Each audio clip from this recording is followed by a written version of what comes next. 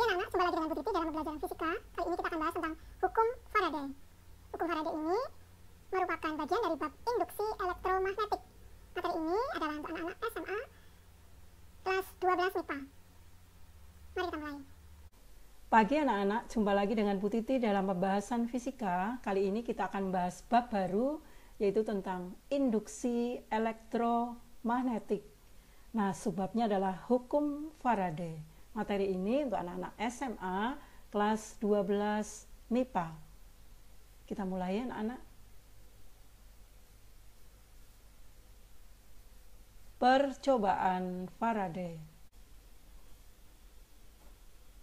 Percobaan Faraday. Perhatikan gambar berikut. Pada 3 gambar ini disediakan kumparan lalu dilengkapi dengan galvanometer, kemudian di dekatnya ada magnet batang. Yang A magnet batangnya diam, lalu yang B magnet batangnya didekatkan masuk ke dalam kumparan.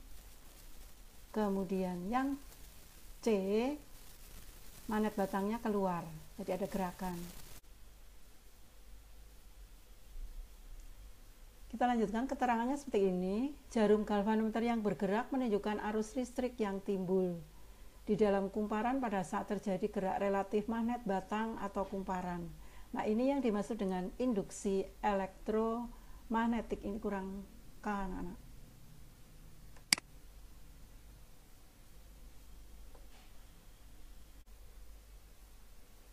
Induksi elektromagnet adalah timbulnya GGL pada ujung-ujung kumparan yang disebabkan adanya perubahan fluks magnetik yang dilingkupi oleh kumparan.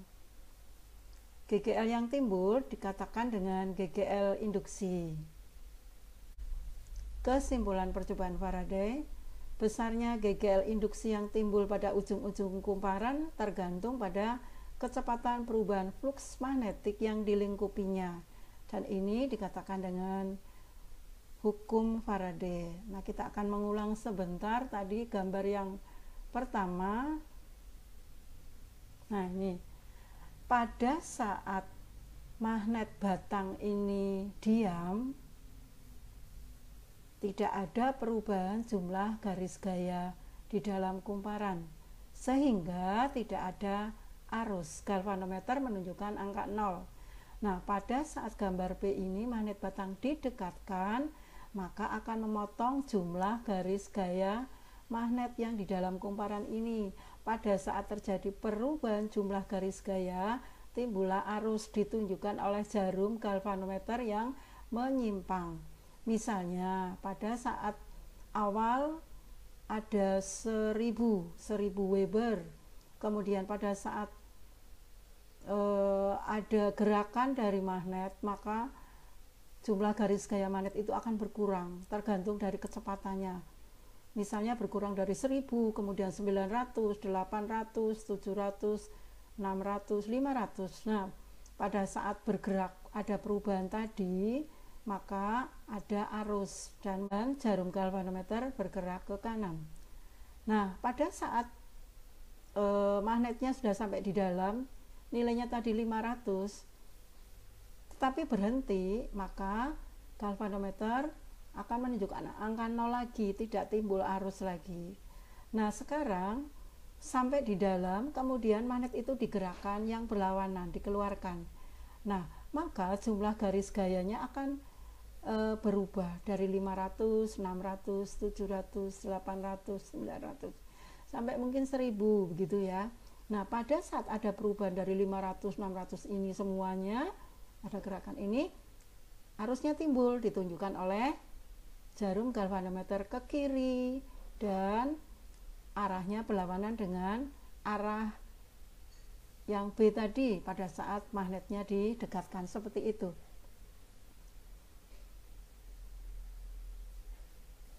Ya, jadi besarnya GGL induksi yang timbul pada ujung kumparan tergantung pada kecepatan perubahan fluks magnet yang dilingkupinya. Nah, ini yang dimaksud dengan hukum Faraday. Jadi tadi pada saat berubah menjadi dari 1000 Weber menjadi 500 Weber, mungkin ada yang dalam 3 detik. Nah, beda dengan jika 1000 Weber berubah menjadi 500 Weber tapi dalam 10 menit. Nah, itu kan berarti kecepatan perubahan flux magnetnya ini berpengaruh pada nilai GGL induksinya. Nah, sedangkan jumlah kumparan juga mempengaruhi. Semakin banyak kumparan, tentu saja semakin besar GGL induksi atau arus induksi yang timbul. Nah, ini bunyi hukum Faraday-nya. Besarnya GGL induksi yang timbul antara ujung-ujung kumparan berbanding lurus dengan kecepatan perubahan flux magnet yang dilingkupi oleh kumparan tersebut. Jadi GGL induksi, ini GGL induksi atau I induksi berbanding lurus atau sebanding, ya, berbanding lurus atau sebanding gitu dengan kecepatan perubahan flux. Jadi kalau jumlah garis gayanya berubah secara cepat, misalnya dari 1000 sampai dengan 500 dalam waktu 3 sekon, cepat sekali ya. Tetapi kalau dari 1000 Weber menjadi 500 dalam waktu 10 menit, itu akan lebih lambat. Jadi kecepatan perubahan flux itu. Nah, sekarang jika lilitannya lebih banyak, tidak hanya satu, pasti mempengaruhi. Sehingga rumus GGL induksi adalah min N D flux per dt. Nah, ini D flux per dt ini adalah merupakan kecepatan perubahan flux ini. D flux per dt. Jadi jumlah garis gaya dalam suatu waktu. Atau E min N D flux per dt.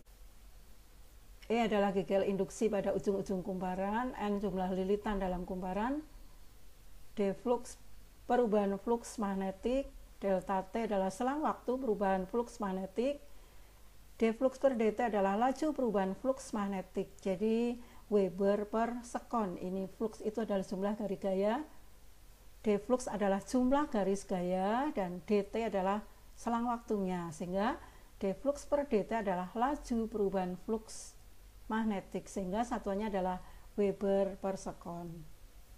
Nah, sekarang kita lihat contoh soalnya. Sebuah magnet digerakkan menjauhi kumparan yang terdiri atas 100 lilitan.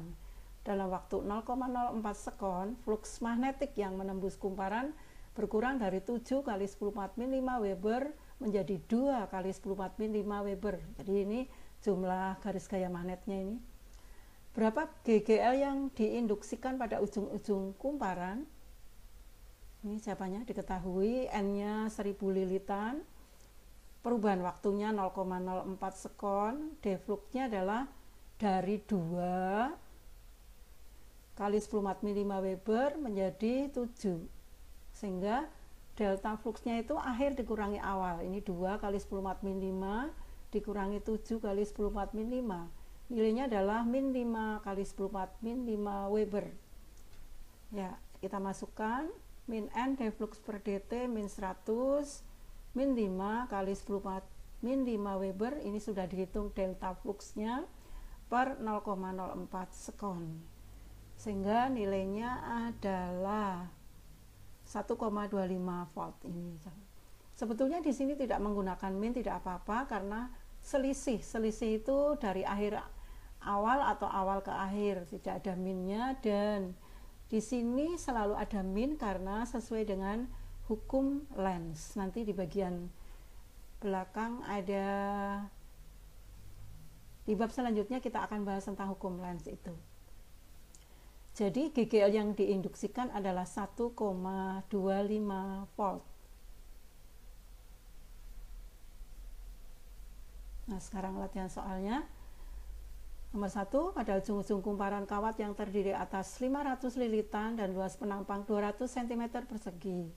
Apabila pada ujung-ujung kawat tersebut timbul GGL induksi sebesar 5 volt, tentukan berapa kelajuan perubahan induksi magnet pada kumparan saat itu. Anak-anak, ini berarti dibalik ya, GGL-nya sudah diketahui, lalu luas penampangnya, kemudian dana N-nya. Berarti harus dihitung B nya ya. Dimasukkan di rumus yang tadi, GGL sama dengan deflux per dt. Kemudian nomor 2, pada kumparan yang memiliki luas penampang 500 cm persegi, terjadi GGL induksi sebesar 15 volt. Apabila induksi magnet di sekitar kumparan berubah dari 0,8 Weber per meter persegi menjadi 0,2 Weber per meter kuadrat selama 2 sekon. Ini berubahnya ya, dari 0,8 menjadi 0,2 selama 2 sekon. Hitunglah banyaknya lilitan pada kumparan. Ya, ini sudah ada A-nya juga, ada deflux per dt-nya ini. Sehingga nanti bisa dihitung banyaknya lilitan atau N-nya. Kemudian nomor 3, sebuah solenoid memiliki 1000 lilitan berada dalam medan magnetik, sehingga solenoid dipengaruhi flux magnet sebesar 4 kali 10⁻³ Weber. Jika flux magnetnya berubah menjadi 3 kali 10⁻³ Weber dalam 2 sekon, maka tentukan besar GGL induksi yang timbul pada ujung-ujung solenoid tersebut. Ya, ini tinggal dimasukkan ke rumus GGL induksi juga, sudah ada N-nya, lalu ada V-nya, V pertama, kemudian berubah menjadi ini dalam waktu 2 sekon. Nanti GGL-nya bisa dihitung. Ya, sampai sekian dulu anak-anak pembahasan kali ini, semoga bisa bermanfaat untuk kita semuanya. Salam sehat selalu, selamat pagi, terima kasih. Jangan lupa pesan ibu 3M.